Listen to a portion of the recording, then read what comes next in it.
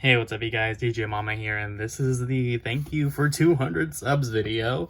We're going to be going over my favorite ritual monsters.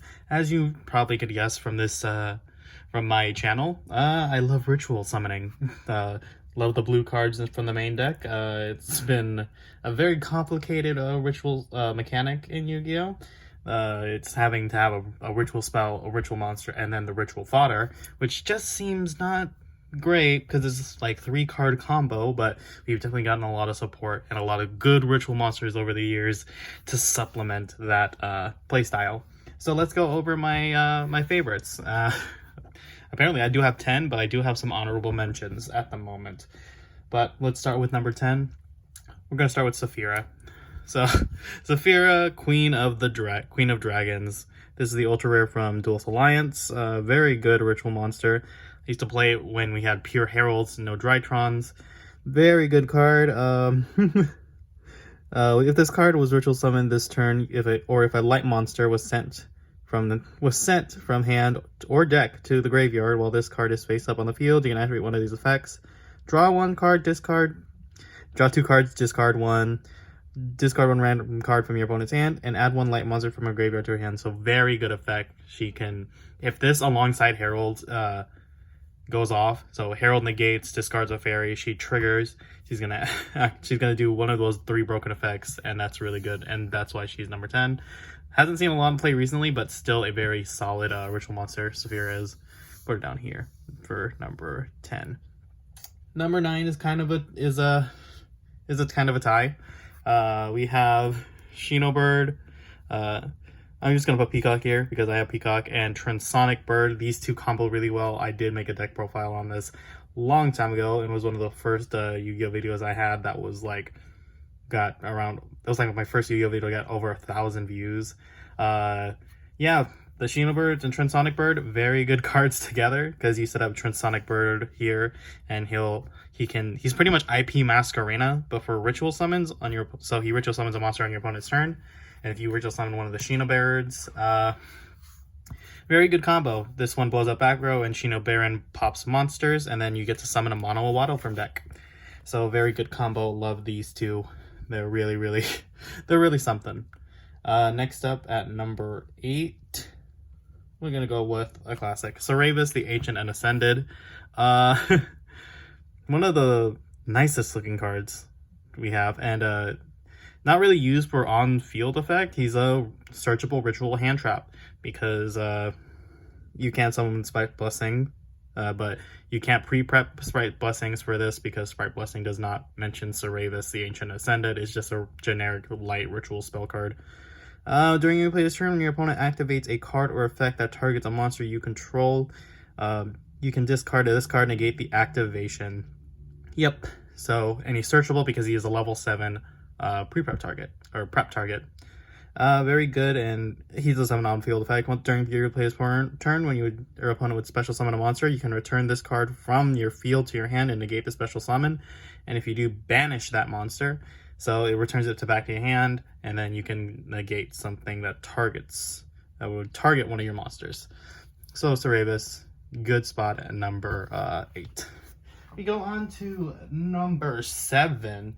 I recently made this deck in GOAT format, Relinquished. That's right. One of the first good ritual monsters to be released. He's not one of the first 3, but he is definitely one of the best to come out. Relinquished, very good for so long. 0 attack, level 1, easy tribute fodder to get because he's generic level, but he does not. I found out the ruling earlier where you can't use Meteonis Drytron on it because he's 0 attack, and since Meteonis Drytron requires attack points, if you spend anything for the summon of Relinquished, it's considered too much. So you cannot actually, this is not a valid target, or any ritual monster with 0 attack is a valid target for Meteonis Drytron. But that's kind of sad, but Relinquished very good. It's archetype. It's pretty good. Just steal the monsters. Not too bad. Alright. Next up, we're going to talk about a ritual support archetype. We're talking about the incantations, and specifically Chalice Slime, obviously, because it's the better ritual monster. Sorry, Crealter. Yeah, Dark Aqua Ritual Monster. Ritual summon it with an Incantation Inception. I wish you could pre-prep for it, but Inception is already a really good card. Sorry. You can reveal this card in your hand, discard one, and if you do special summon an incantation monster from deck, and all the incantations, if they're specials from deck, they get an effect that helps you out. And also during the end phase, lose 2,500 if you do not ritual summon a ritual monster. That's when you activated this effect. And on field, he can send one incantation card from your hand or face up to the field, then target one monster you compose and destroy it. And I think you can only use one effect per turn and only once that turn. So Chalice Slime, the boy. Love to see him. Alright, next up, we gotta talk about one of the most broken ritual archetypes to ever grace the format of Yu-Gi-Oh! Necroz. Yep, I got it myself.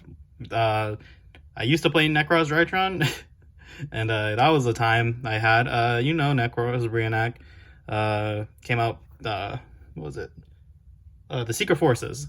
It's a deck building booster set that pretty much changed the game and how people saw rituals, and they're just really good. You can ritual summon this with any ritual. Necroz ritual spell must be summoned without using Necroz Reenact though.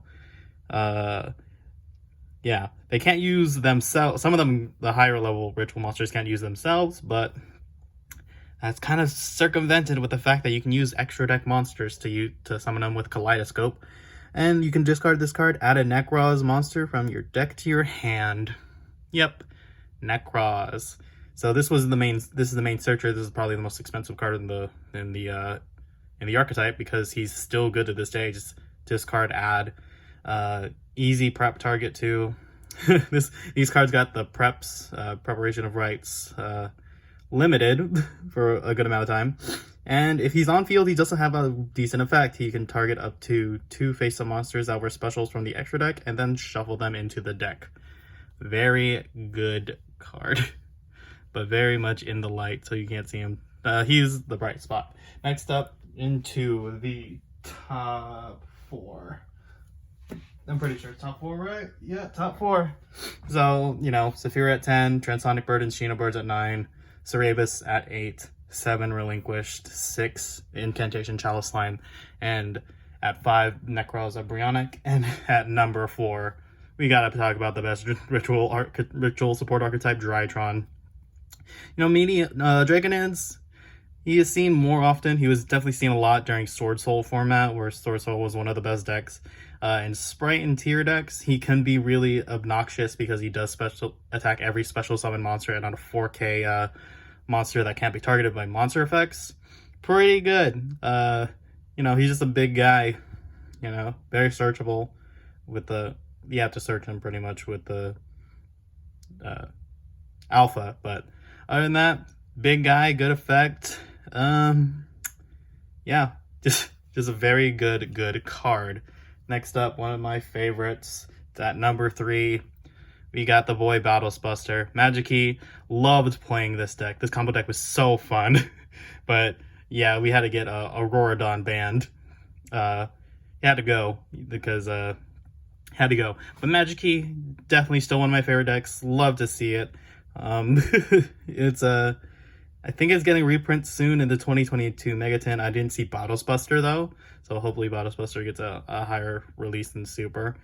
But mostly it's just the Magic Key archetype got downgrades, but there's some upgrades. There's some, and still a lovely archetype. Love to play this, even in Drytron at the moment, as searching the Dark Ruler No More out or Droplet out.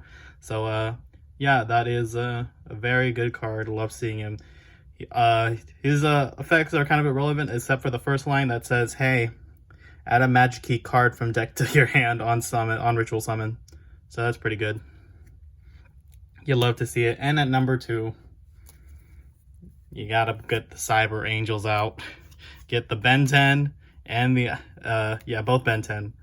So one is the Lost Art right here, the Ultra Rare, and this is the Secret Rare. So the highest rarity versions of Ben 10. Hope we can have these two back at 3 sometime soon. But yeah, Ben 10, no once per turn on this card. If it destroys a monster by battle and sends it to the graveyard, inflict your opponent inflict damage to your opponent equal to the monster's original defense in the graveyard. But we all know if this card is distributed, you can add 1 light fairy from your deck to your hand. Very, very good card. And kind of rounding it out too, number 2, Natasha. Natasha at this current format, because we have Ben 10 at 2, it's such a good card. Just banish the Cyborg Angel and then target a monster, special summon this, and then take that monster. Crazy. Also has 2 other really good effects where you can target 1 monster you control, gain life to equal to half its attack. And if you have a Draconids on board, you just gain 2,000. Crazy. And you can negate the attack. When a monster you control is targeted for an attack, you can just negate that attack if Natasha's on board, and that is insane, because none of these effects are really once per turns. So definitely got to give love to Natasha. Just has such a good card. Insane. Also print this card more because it's really good.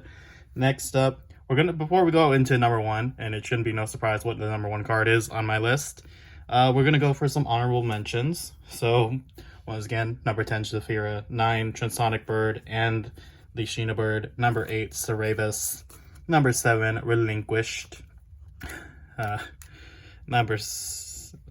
7 was Relinquished, yeah. 6 Incantation Chalice Line, 5 we got the boy Necroz Embryonic, 4 the boy Draconids, 3 bottasbuster, number 2 Natasha, and still tied with number 2 the Ben 10. So let's go on to some honorable mentions. So we have Amber Factor Pain, the new Drytron tech, to skip your opponent's main phase 1 and search a Drake Overlord, or negate the effects of Fusion, Synchro, and Xyz monsters while they are on the field. Very good Drytron tech at the moment. Next up, Chaos Max. Stop saying Chaos Max, he's not playing it. I considered playing it in Drytron, but it's a little awkward, but I think it would do better in Incantation, but this with Geonator Transverser, very nice. Oh, it's a very pretty card too. Look at that shine. Oh, beautiful. Next up, Cyber Angel Zucchini. Considered also playing pure Cyber Angel or Cyber Angel Drytron. Doesn't really work out, but it's a very fun deck. Very fun deck, and this is don't show this to a Duel Links player, I guess, because Zucchini was a monster in Duel Links, and when you have a non-targeting monster send, non-targeting removal, very good.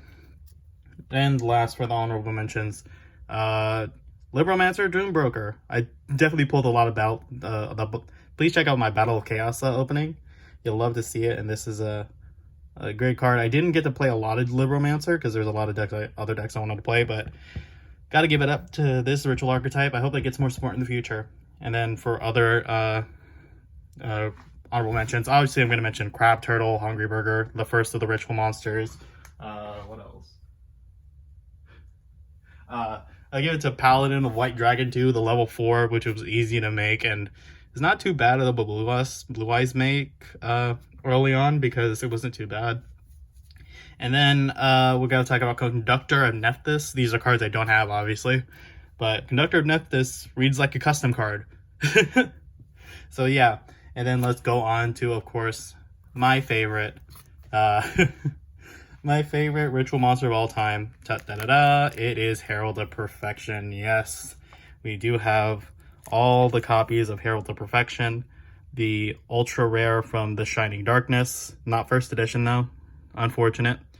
They're not kept in pristine position because I did in pristine condition, because I do play with these cards a lot. I love playing with Herald of Perfection. That's the ultra. This is the gold from PLG2. Very good print. I think this is the one I have the most copies of. And I'm gonna go for the newest edition, the gold ghost rare Herald of Perfection, first edition or limited edition from Haunted Mine. Very, very lovely card. Love to see it. And of course, we're going after the best version of Herald of Perfection, in my honest opinion, the ulti. Look at that. It's so nice. Nothing beats this print of Herald to Perfection. This is so nice. All right. Once again, I'd like to thank you guys for getting me to 200 subscribers. That is that is a feat I didn't think I'd make, honestly, but I'm glad I did. And I'd like to thank you all for coming along with me for this journey. And I hope you guys had a nice time. Let me know some of your favorite ritual monsters. And I'll let you guys know. Thank you once again for 200 subs, and I will see you guys in the next one. Bye.